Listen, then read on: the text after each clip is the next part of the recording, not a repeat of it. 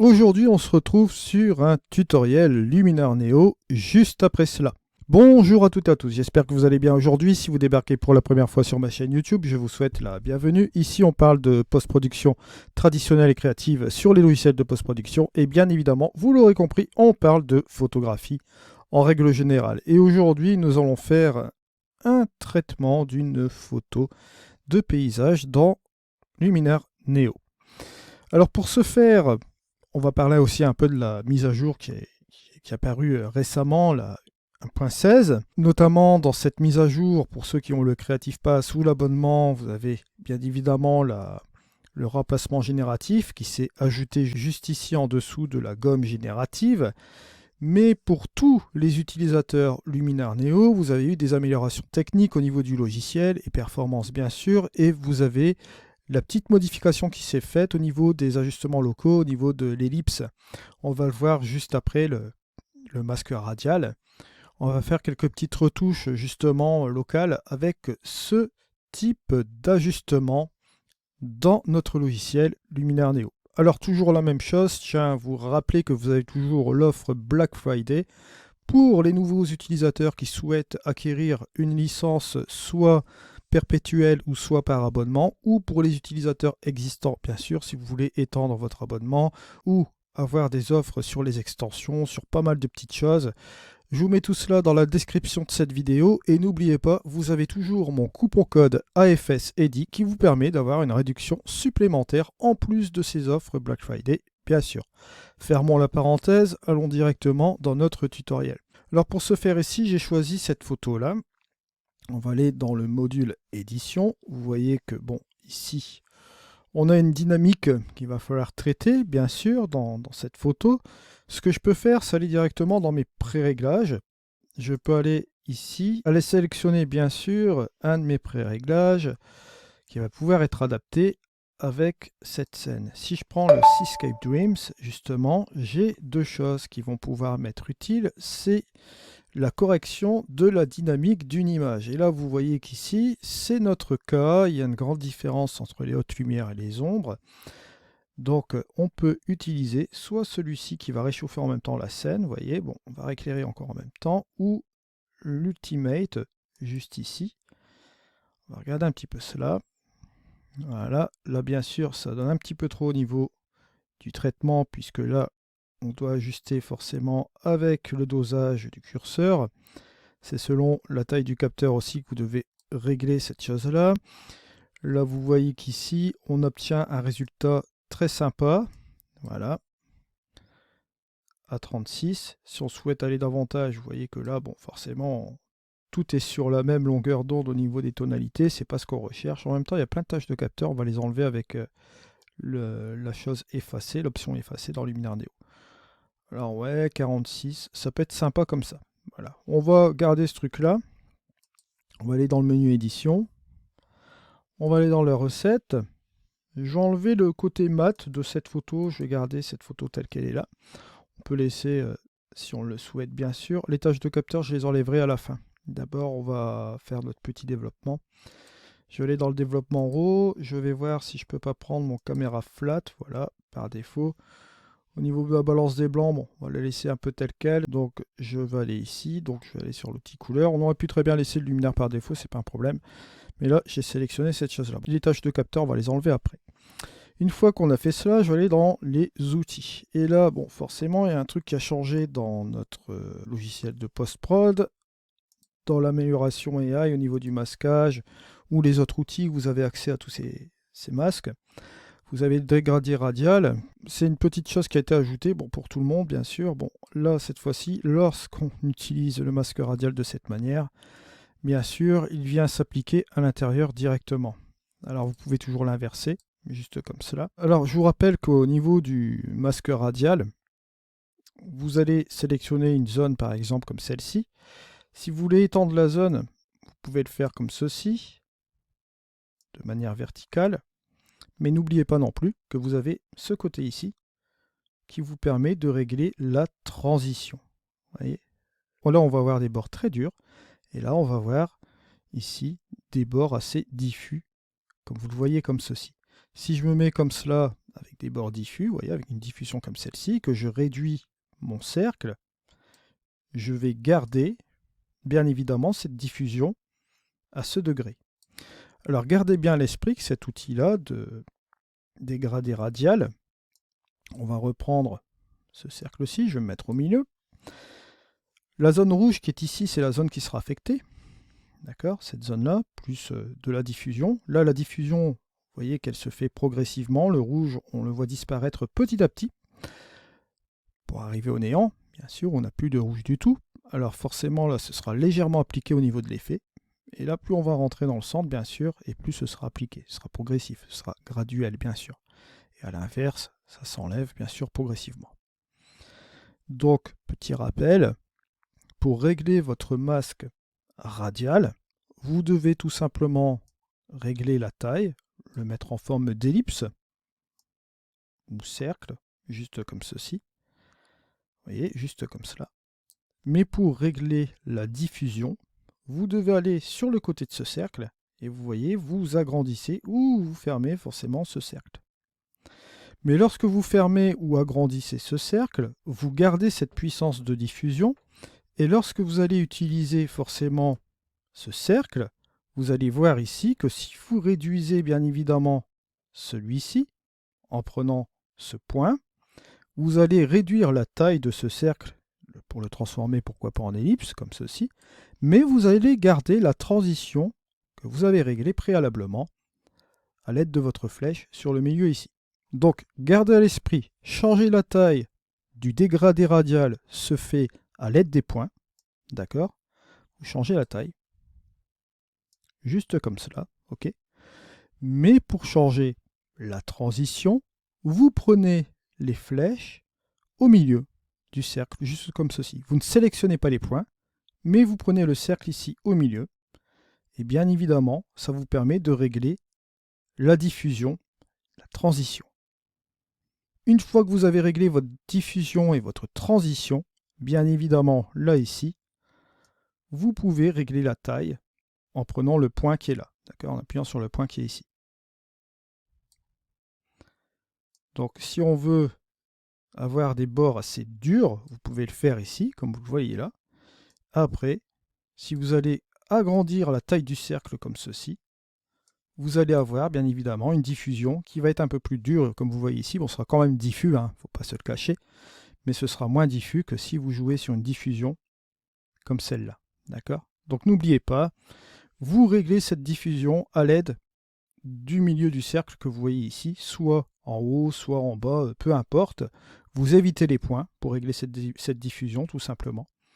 Et si vous voulez régler la taille du cercle, c'est ces points-là. D'accord? D'abord, vous cliquez sur ces points et là, vous vous amusez à régler la taille de ce cercle. Vous pouvez même inverser, vous voyez, juste comme cela, vous amusez si ça vous chante. Pour avoir le petit repère, de toute façon, vous voyez ici que si vous jouez sur cette diffusion de cette manière-là, on voit que le cercle du milieu ne change pas. Et une autre chose aussi, lorsque vous prenez les points pour agrandir ce cercle, comme vous le voyez là, vous avez une autre possibilité d'agrandir le cercle sans toucher à la transition, c'est de venir ici au milieu. Et là, vous allez agrandir le cercle ou l'ellipse de manière régulière sur l'ensemble ici de votre cercle ou de votre ellipse. D'accord? Si vous voulez agrandir de manière spécifique, vous pouvez le faire ici, changer l'aspect, le mettre en ovale comme ça, pourquoi pas en ellipse ou en rond, ce que vous voulez. Et si vous voulez l'agrandir en gardant cet aspect géométrique de votre cercle, vous changez ici en appuyant sur cette partie-là, vous voyez, en prenant cette partie-là du cercle, juste comme cela. Petite précision, donc pour l'utilisation du masque radial ici dans Luminar Neo, plusieurs possibilités. Première chose, régler la transition se fait à l'extérieur du cercle au milieu des points, comme vous le voyez ici. Changer l'aspect de ce cercle, sa forme géométrique, pour la mettre soit en ovale ou soit en ellipse, va se faire à l'aide des points, sans toucher, bien évidemment, à la phase de transition. Et bien sûr, dernière chose, si vous voulez agrandir votre ellipse ou votre cercle, non pas de manière, on va dire, particulière au niveau de sa forme, si vous voulez conserver cette forme-là, par exemple, et l'agrandir avec cette forme, vous partez du centre et vous agrandissez ou vous réduisez, bien sûr, votre cercle.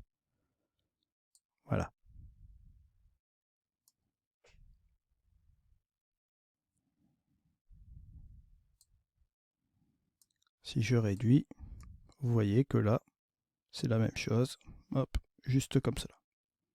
Donc maintenant, en sachant tout cela, ce qu'on va pouvoir faire, c'est s'amuser avec notre photo. Bon, là, j'ai pris l'amélioration spécialement ici, c'est spécifique. Pourquoi? Bon, regardez, si je viens ici, admettons que, bon, je viens là, vous savez que l'amélioration AI va nous permettre de jouer sur pas mal de choses dans notre photo.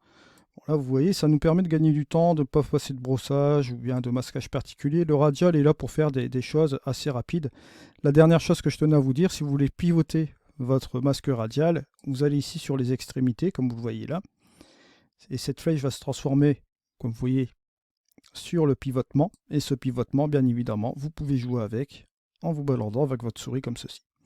Alors on va se faire cela, vous voyez, juste comme cela. Et je vais appliquer mon amélioration AI, vous allez voir ici, en accent. Regardez. Là, on va appliquer, comme vous le voyez ici, du contraste, de la couleur, une douzaine d'ajustements en même temps, avec les tonalités aussi également, hein, d'accord, sur cette zone sélectionnée. Vous voyez que ça nous permet de donner de l'impact ici dans mon image sur cette partie-là. Et si on veut gagner encore plus de temps, on va continuer encore de même avec le masquage. On va sélectionner un autre masque, bien sûr. On va tout simplement resélectionner encore une autre ellipse. Vous voyez que l'autre ici est resté là, d'accord, cette ellipse. Je vais vous montrer une petite astuce aussi après. Toujours de même, si je veux aller ici, si je veux tout simplement aller agrandir ma sélection, voilà, juste comme cela. Si je veux regarder au niveau de la diffusion, bon, je vais rester comme ceci, hein, on ne va pas chercher midi à 14h. Je vais réduire ici un peu la taille, je vais rester comme cela.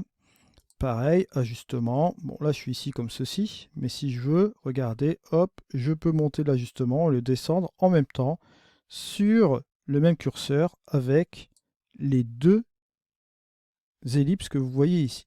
Alors, bien sûr, petit avantage, vous avez la possibilité de repartir en masquage, de revenir et de reprendre le pinceau, si vous le souhaitez, et on peut peindre et effacer.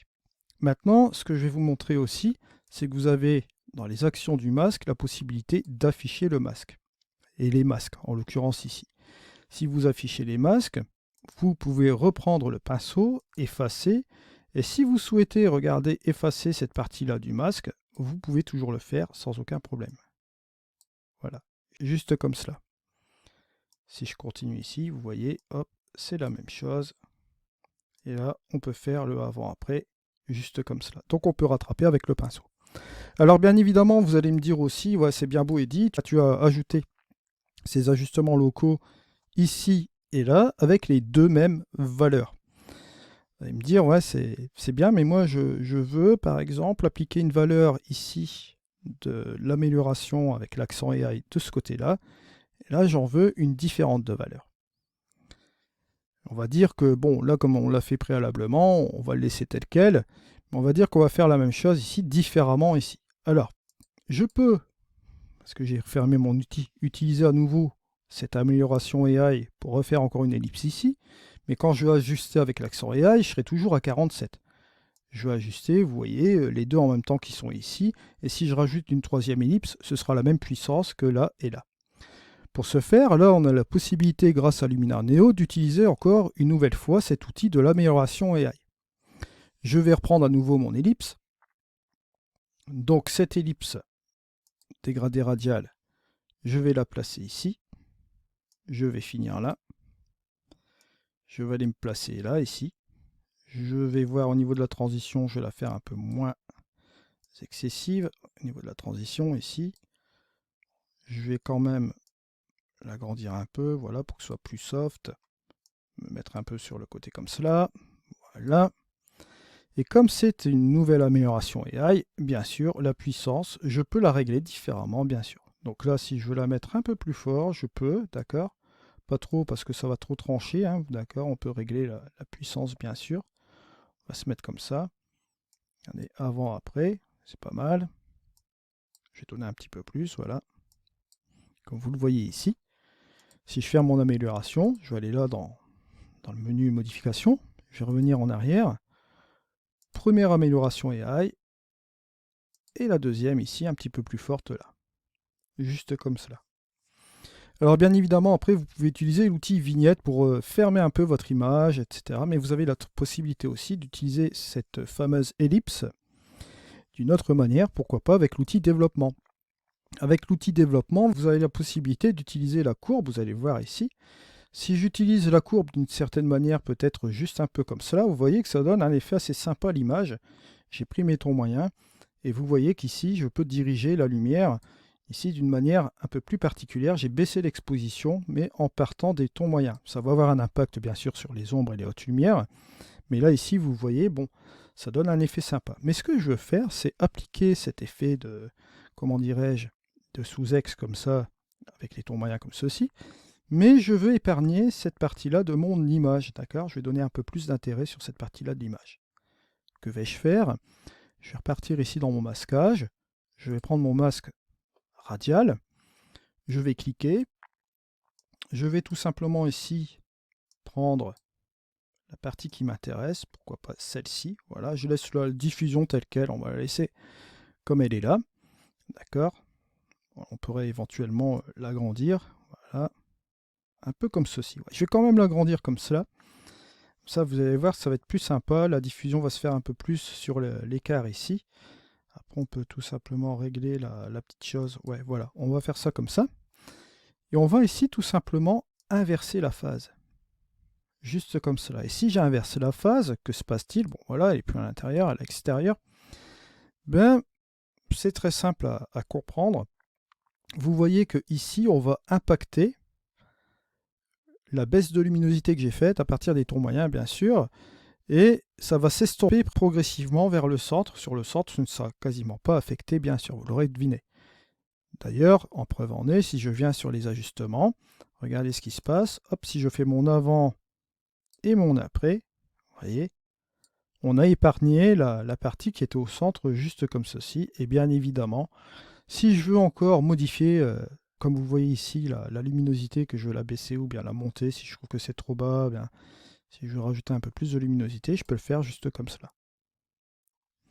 Et je ne suis pas limité non plus à cela. Sur cet extérieur de cette zone progressive qui revient vers le centre et que sur le centre ce n'est pas appliqué, ce que je peux faire aussi également, c'est bien évidemment jouer avec la zone de haute lumière dans la zone sélectionnée, tout simplement.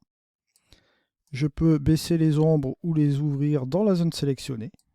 Vous voyez, à un certain degré, je peux avoir de la précision, moi alors, du tonnerre, parce qu'on peut appliquer toutes les choses ici du développement en extérieur, grâce à cette ellipse bien sûr progressive. Et si je souhaite aussi même utiliser l'exposition complète, pourquoi pas, je peux en rajouter aussi un peu, tout en gardant ici la baisse de l'exposition. Et regardez, ici, si je fais mon avant et mon après, on voit un truc sympa ici au niveau de la photo. Je conserve quand même la petite luminosité qui est conservée ici. Bon là, je ne sais pas si c'est un peu plus la pénombre. Si je veux remonter un peu davantage, regardez, je vais monter ici à l'intérieur de cette chose-là. Et vous voyez qu'on a ce résultat-là. C'est vraiment super cool comme ça. Bon, je peux encore baisser davantage. Voilà, je peux venir ici. C'est pas mal. Après, bien sûr, bon, on reste à faire quelques petits trucs. Hein. On peut faire quelques petits ajustements, pourquoi pas, au niveau de la couleur. Là, vous voyez que, bon, en l'occurrence, c'était assez sympa comme ça avec le preset. Hein. Si je vous rappelle l'image de départ, on est comme ceci. Ça nous a dégagé un peu la plage dynamique de la photo. Mais si je veux encore aller davantage, regardez ici, je peux modifier quelque chose au niveau de mes verts. Ce que j'aime bien faire, bon, souvent faire dans la post-production, c'est prendre les verts ici, venir ici sur la tonalité, en changer la tonalité, comme vous voyez là, et partir plus du vert jaune comme ceci, avoir l'aspect sympa réchauffé comme ceci. Après, toujours la même chose, si je vais dans mon onglet modification, là je vois ici que j'ai un paysage. J'avais aussi préalablement une petite vignette ici que je vais enlever. Voilà. Le paysage en or doré. Je vais tout simplement ici la monter dans le sens là. Et je vais regarder un peu ce que ça donne sur l'ensemble de ces trucs. Voilà. On arrive là. Vous avez ici le avant et le après. Vous voyez, avec ces petits ajustements, on a réussi à corriger un peu notre image comme cela. Je regarde aussi, j'ai des petites taches de capteur. Je vous avais dit tout à l'heure qu'on allait les effacer. Allez, on va aller directement là. Petit dernier recours. Supprimer les traces de poussière. On va le laisser faire. Et ça, on peut dire que c'est assez sympa. Vous voyez qu'il a pris un petit peu plus de temps parce qu'il y avait un peu plus de tâches de capteur à l'intérieur de cette chose-là. Vous voyez que ça fait gagner vraiment énormément de temps quand on a un outil comme ça sur le côté et que ça nous permet d'effacer ces petites tâches de capteur sur la photo. Voilà où on en arrive sur cette photo, comme vous le voyez ici. Je vous ai montré quelques petits tips avec les ellipses. Bien sûr, on peut continuer encore le travail si on le souhaite, hein, si on veut l'appliquer par exemple sur ces parties-là. Si vous voulez par exemple appliquer plus de contraste sur certains endroits, vous pouvez toujours le faire. Ou toujours de l'amélioration AI. L'amélioration AI avec l'accent, ça nous permet de jouer sur pas mal de choses en même temps, c'est-à-dire le contraste, etc. Comme je vous avais dit, les douzaines d'opérations. On peut bien sûr jouer avec cela. Si je viens ici, par exemple, voilà, je regarde au niveau de la taille de cette chose-là, je vais jouer sur la diffusion. Je vais revenir un peu en arrière, voilà, juste comme cela. Ajustement, un petit peu d'accent AI, mais tout doucement, parce que voilà, juste comme ceci. Vous voyez, on rajoute un peu plus de présence aussi en même temps, parce que vous avez aussi les contrastes qui interviennent bien sûr là-dessus. Alors, je vais pas revenir sur les détails, mais vous avez aussi la structure. Si vous voulez appliquer de la structure encore en plus localement, pourquoi pas, il vous est possible aussi de le faire. Vous avez cette possibilité-là, toujours pareil, dégradé radial. Vous pouvez employer un peu de structure plus ici. Vous voyez, il y a des trucs assez sympas sur la photo là. Je vais ici venir sur mon ajustement et hop, ajouter un peu plus de présence sur cette partie-là de la roche. Masquage, toujours pareil. Cette partie-là, je vais en appliquer aussi. Je vais utiliser la même dose pour les trois cercles, d'accord. Donc là, vous voyez 1 et 2. On a un petit peu plus de contraste ici, hein, des micro-contrastes, surtout avec la structure AI, ça va agir plus sur les tons moyens. Et là, bon, on a un petit truc aussi qui est assez sympa ici, on peut le faire, pourquoi pas, hein. Toujours un masque radial ici, boum. Je vais prendre en ellipse, voilà, juste ici, boum.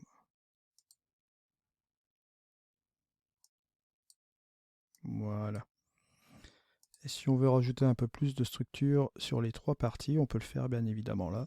C'est au choix, c'est au goût, hein, c'est vous qui voyez. Soit vous pouvez le mettre, bon là bien sûr ce sera extrême, mais bon, à vous de voir la dose que vous voulez mettre bien sûr dans ce masquage, comme vous voyez là, juste comme ceci, avant, après. Voilà. Je vous remercie de m'avoir suivi, on se retrouve dans une prochaine vidéo, c'était Eddy, allez, au revoir.